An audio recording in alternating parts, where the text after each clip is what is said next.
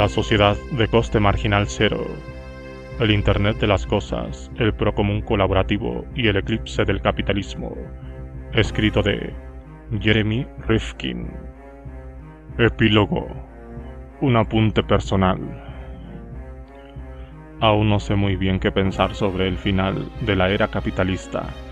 Estoy convencido de que la llegada del procomún colaborativo ofrecerá el mejor medio para salvar el planeta y fomentar una economía sostenible basada en la abundancia. Admiro profundamente algunos aspectos del capitalismo, pero hay muchos que aborrezco con la misma intensidad. Sospecho que sienten lo mismo muchas otras personas, entre ellas hombres y mujeres que han llevado las riendas del sistema capitalista y han vivido muy de cerca su dinamismo creativo y sus destructivos excesos. Crecí en una familia de mentalidad empresarial. Mi padre, Milton Rifkin, fue empresario toda su vida. Tras una breve y fallida etapa como actor en algunas películas de Hollywood, hacia finales de los años 20, mi padre se convirtió en empresario, una vocación a la que dedicaría el resto de su vida. Y no es de extrañar. En muchos aspectos, los empresarios son como artistas del mercado, siempre a la búsqueda de narraciones comerciales nuevas y creativas que puedan cautivar al público y lo atraigan al universo que han creado, como hacía Steve Jobs. Desde Thomas Edison hasta Sergey Brin y Larry Page, han sido muchos los empresarios que han entusiasmado a las multitudes con innovaciones que han transformado su vida cotidiana. Mi padre fue uno de los pioneros de la revolución de los plásticos, y antes de que nadie se ría, diré que cuando Mr. McGear se dirigió al joven Ben en la película El Graduado y le susurró una sola palabra: plásticos, me encogí en la butaca del cine con una mezcla de satisfacción y de vergüenza, pensando que era mi padre susurrándomelo a mí.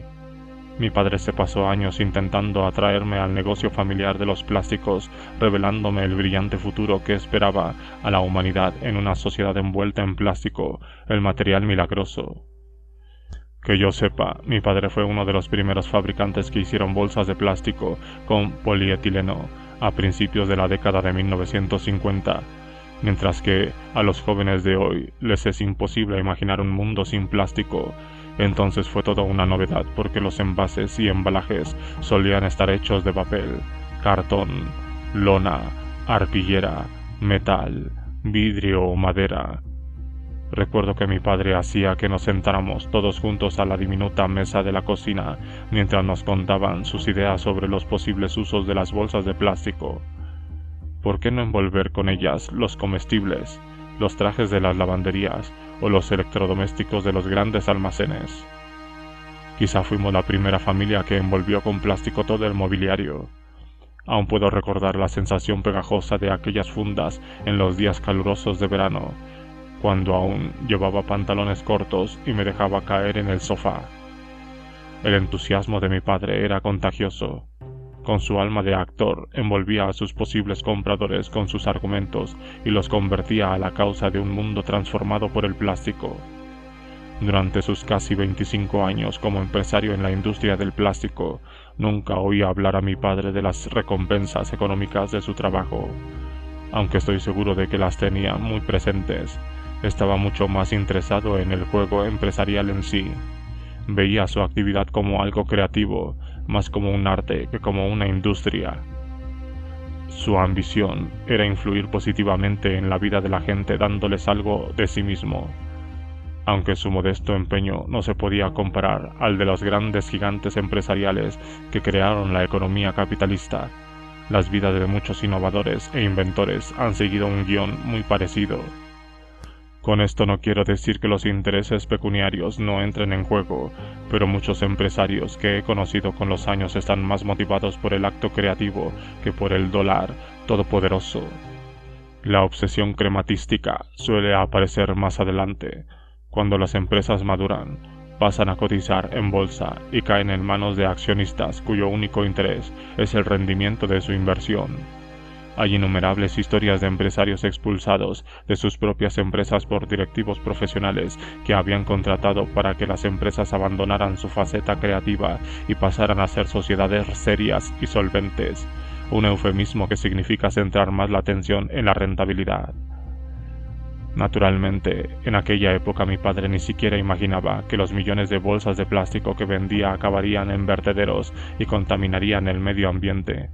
Tampoco pudo prever que los productos petroquímicos usados para extruir polietileno emitirían dióxido de carbono y tendrían un papel fundamental en la alteración del clima del planeta.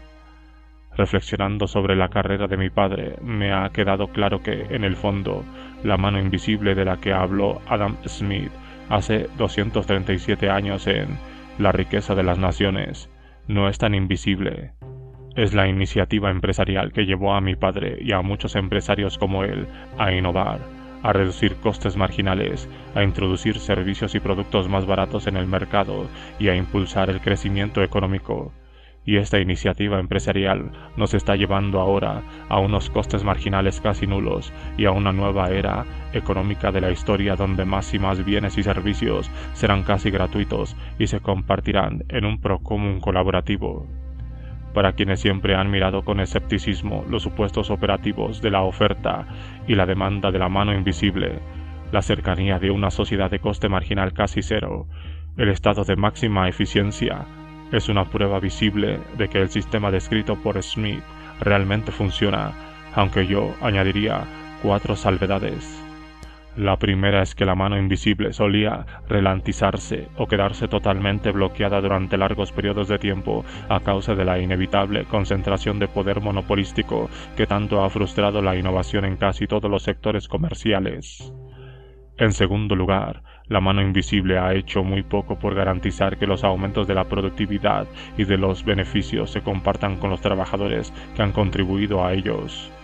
Los trabajadores han tenido que luchar contra la dirección en cada paso de esta aventura, uniéndose en sindicatos y en grupos políticos para obtener una compensación justa por su trabajo. En tercer lugar, si bien el capitalismo ha mejorado muchísimo la vida de todos los integrantes del sistema, el historial de su actuación en los márgenes de ese sistema, donde los recursos humanos casi siempre han sido explotados sin piedad para beneficiar a los de dentro, ha sido infame desde todo punto de vista razonable.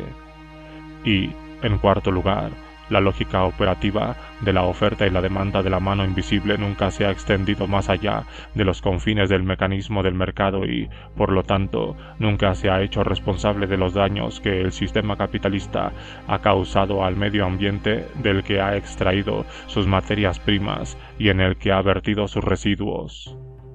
Con todo, la mano invisible de Smith ha demostrado ser una fuerza social formidable, aunque no por las razones filosóficas que Smith planteó. Su teoría se basaba en la idea de que en una economía de mercado cada persona mira por su interés personal cuando adquiere e intercambia propiedad, sin ninguna intención de promover el interés público, aunque con ello favorece inadvertidamente el bienestar general de la sociedad. Esas son las palabras exactas de Smith. Cada individuo en particular se afana continuamente en buscar el empleo más ventajoso para el capital de que pueda disponer. Ninguno se propone, por lo general, promover el interés público ni sabe hasta qué punto lo promueve. Solo piensa en su ganancia propia, pero en este, como en otros muchos casos, es conducido por una mano invisible a promover un fin que no entraba en sus intenciones. Mas no implica mal alguno para la sociedad que tal fin no entre a formar parte de sus propósitos, pues al perseguir su propio interés, promueve el de la sociedad de una manera más efectiva que si esto entrara en sus designios. No son muchas las cosas buenas que vemos ejecutadas por aquellos que presumen de servir solo el interés público. Extrañamente, al dar a entender que la gente no tiene presente los intereses de los demás, Smith malinterpreta la dinámica de uno de los principios fundamentales de la teoría económica clásica, la búsqueda incansable por parte del vendedor de innovaciones que aumente la productividad, que le permita reducir los costes operativos y el precio de sus productos y servicios para atraer a posibles compradores, mejorar sus márgenes de beneficio y aumentar su cuota de mercado. De algún modo, Smith pasó totalmente por alto el elemento fundamental que une a vendedor y comprador en una relación recíproca y que hace que la mano invisible funcione. El papel del vendedor al atender el bienestar del comprador ofreciendo continuamente mejores productos y servicios a precios más bajos. Los empresarios capitalistas prosperan si son conscientes de las necesidades, las carencias y los deseos de los compradores y los satisfacen. Los empresarios o las empresas que no tienen presente el bienestar de sus posibles clientes no suelen durar mucho. Dicho en otras palabras, al empresario le conviene ser sensible al bienestar de los demás si quiere tener éxito.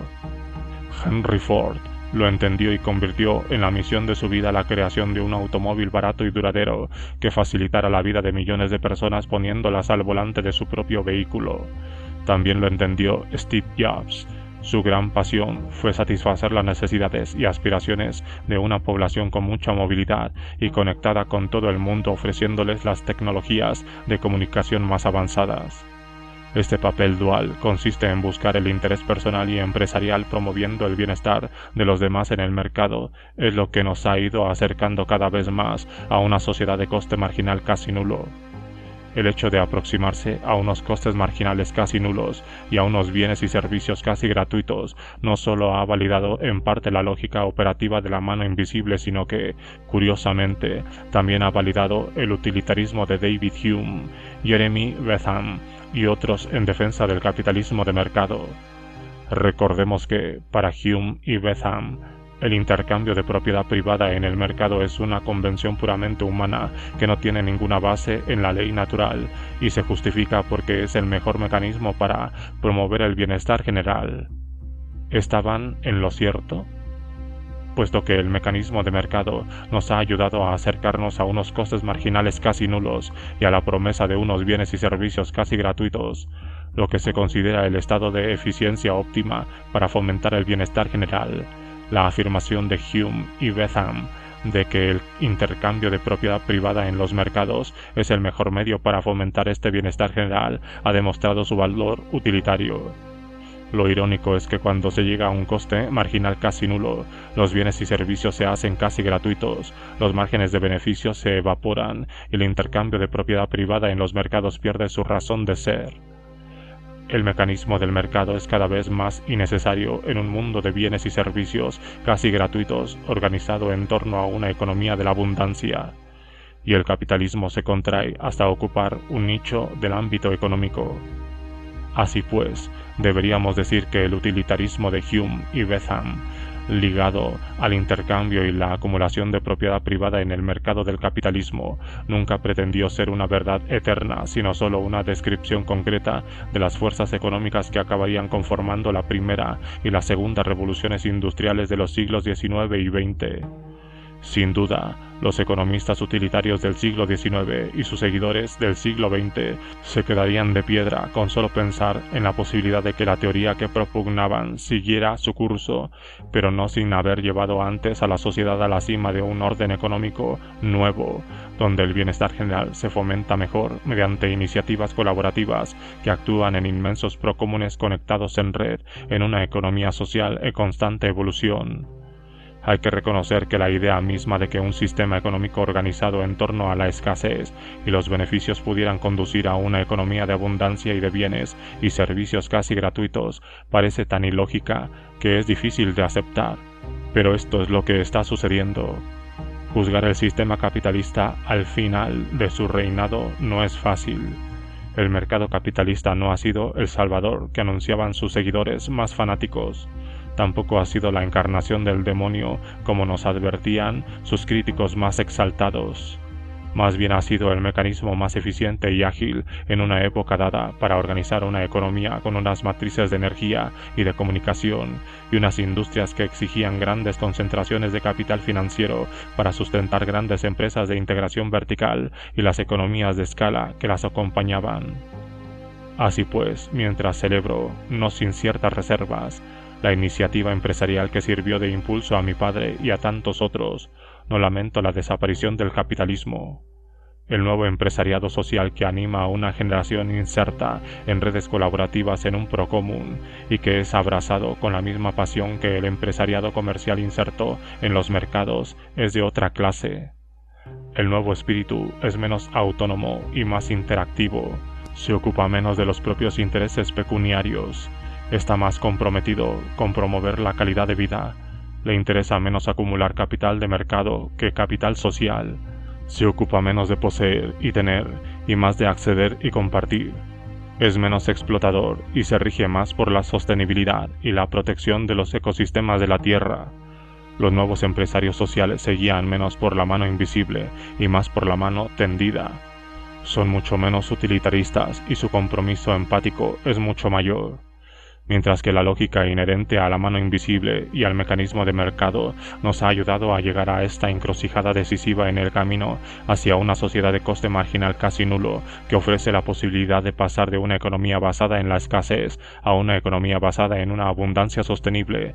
Hay que decir que esto no solo es obra de los empresarios y que deben compartir el mérito con visionarios comprometidos con la idea de una economía social en el procomún. La curva exponencial que siguió la evolución de la informática y que ayudó a reducir casi a cero el coste marginal de producir y enviar información fue impulsada fundamentalmente por grandes empresas. Por otro lado, recordemos que Internet fue creado por científicos que trabajaban para el gobierno estadounidense y por académicos, y que la World Wide Web se debe a un informático interesado en fomentar el procomún.